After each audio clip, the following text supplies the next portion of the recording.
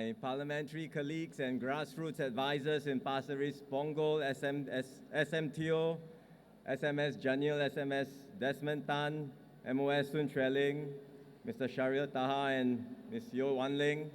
Thank you for the warm welcome, and thank you, residents of Punggol, for the very warm welcome. Very good to see all of you.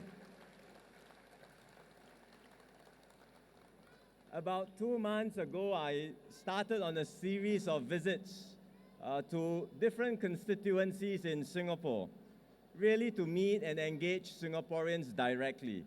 So today, it's your turn in Punggol, and I'm very happy to be here to engage all of you and also to have this official opening of One Punggol. Everyone has worked very hard for this grand event, so congratulations. It's always good to visit Punggol because this place has been developing so quickly and continues to change and develop. Each time I come here, there is something new to see. There was a time when people thought that Punggol was very ulu, quite remote. In the 80s, I remember coming here for seafood, like I'm sure many of you. In the 90s, we talked about Punggol development and the new Punggol town. And then we know what happened. The 97 crisis struck. A lot of the plans slowed down. I remember in the early 2000s coming to Punggol during Chinese New Year. I was the designated driver for my family to bring the whole family out for Chinese New Year visits. And one of my relatives had moved to Punggol, so I had to drive and find my way in Punggol. Remember, this was the days before GPS, and even the street directory had not been updated with Punggol streets. So it was very hard to find my way around here.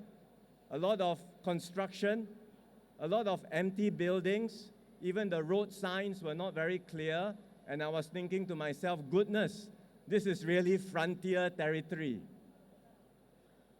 But all that is behind us because now Punggol is so different. The vision of a waterfront town has come to life.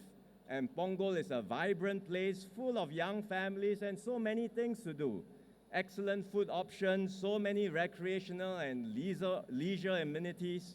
And the best part of it is we are not done yet. There are still more things to come in Punggol. All of you, residents of Punggol, can look forward to more new developments. We've got the Punggol Regional Sports Center going to be open by 2026, and we are going to make public transport more accessible and more convenient here. So you can look forward to an even better environment in Punggol.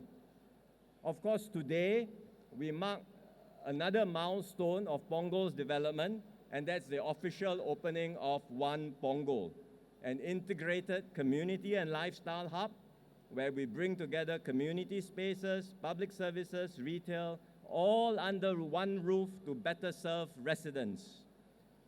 I came here last year. This was to open the Regional Library of Punggol. Back then, you could see not so many shops have opened.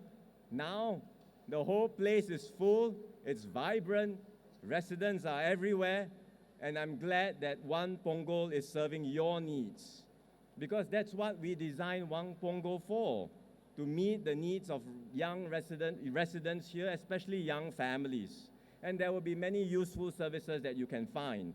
Childcare services, healthcare services. KK Hospital has an outpatient clinic here that will make it easier for parents to do your follow-up.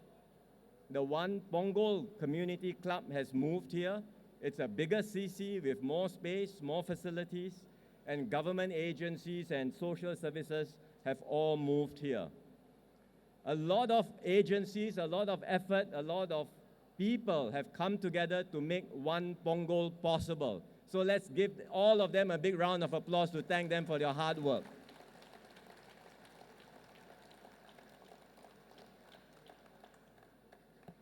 Singapore is a little red dot, but there is something distinctive about the different parts of our island.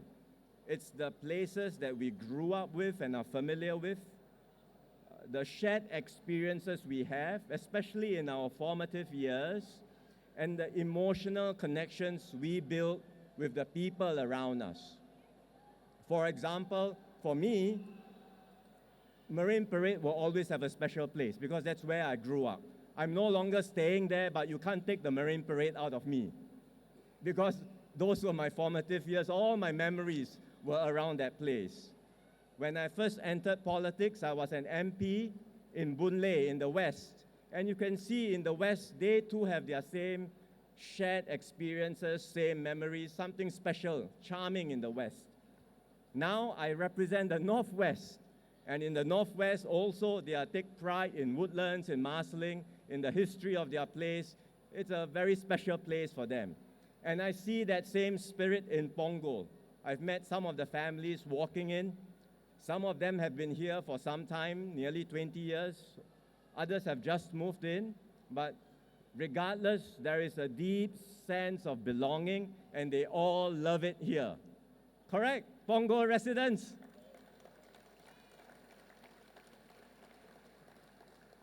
So in the end, it's not about hardware and infrastructure. It's about the bonds we have with one another that contributes to our sense of home. So we welcome all of you to be involved in making this a better home for you and your children. We welcome your ideas. We welcome your involvement in shaping your estate. For example, just outside here, you have a beautiful linear park, Punggol Green. It wasn't always like this.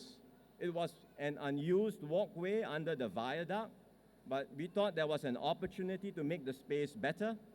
So the grassroots, the grassroots leaders came together, the PA as well, they consulted the community, they got views from residents, they took in your suggestions, and today you have a wonderful Punggol Green with a beautiful park, fitness corners, and playgrounds, thanks to your suggestions.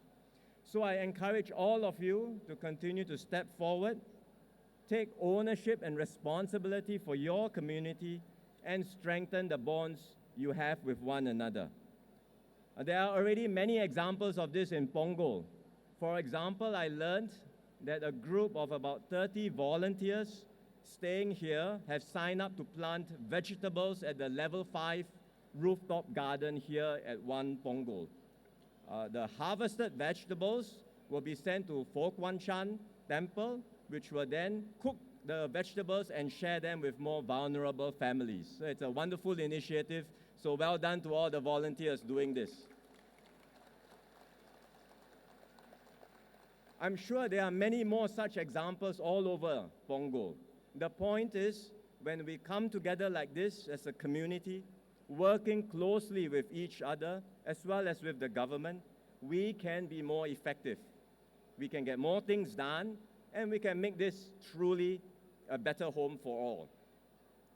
And what we do as a community applies as a country too. We are now embarking on our next phase of nation building. Our ability to move forward in this increasingly troubled and volatile world depends on our solidarity and our unity. It depends on our ability to work together as one united people. And that's why at my recent National Day rally, I've been talking about strengthening our social compact, helping more vulnerable Singaporeans, and helping everyone to find their own path, to pursue their own dreams, and be the best possible version of ourselves. The government will do more in this endeavor. We will certainly do more to help disadvantaged groups, but all of us also must do our part to help our fellow Singaporeans, because we are all in this together, and we truly succeed only when we succeed together. So I look forward to all of your support on this journey forward so that we can take Singapore forward and we can all build a better future for everyone in Singapore. Thank you very much and enjoy the rest of the evening.